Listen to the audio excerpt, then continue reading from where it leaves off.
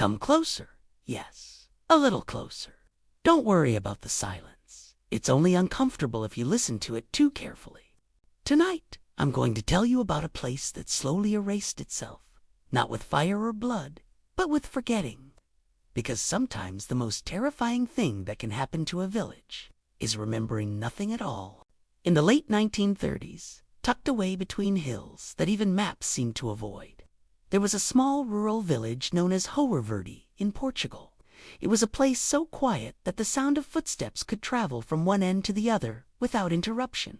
It began subtly, the way all true horrors do. Small mistakes that felt almost harmless at first.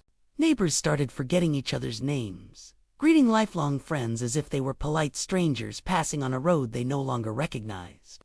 They'd smile, nod, and continue on, the unease only settling in later like a cold draft. Soon, the confusion deepened.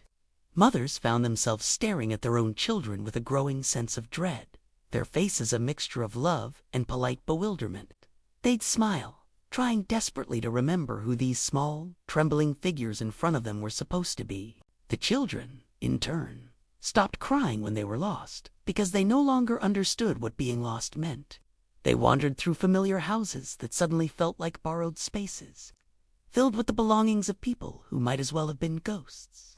The village cemetery became active in a way no cemetery should. Graves were dug carefully and respectfully for people who were still breathing, still walking, still watching the holes being prepared for them with hollow, accepting expressions. They felt no fear, only a strange sense of finality for a life they couldn't recall living. When a medical team was finally dispatched weeks later, responding to fragmented letters that spoke of the forgetting sickness, they arrived to find Hoer Verde completely abandoned, yet untouched by panic. Meals sat half-eaten on wooden tables, bread hardened in the open air, and doors stood unlocked, as if everyone had simply stepped outside for a moment and never returned. Livestock wandered aimlessly through the empty streets, chewing, breathing, existing, but clearly waiting for owners who no longer remembered they had any. No bodies were ever found, no signs of struggle, no trail to follow, and most disturbingly of all, no official records confirming Hoer Verde had ever existed in the first place. Even today, locals claim that if you pass too close to where the village once stood after sunset, you may feel your own name slip away. For just a second, like a word on the tip of your tongue that refuses to come back.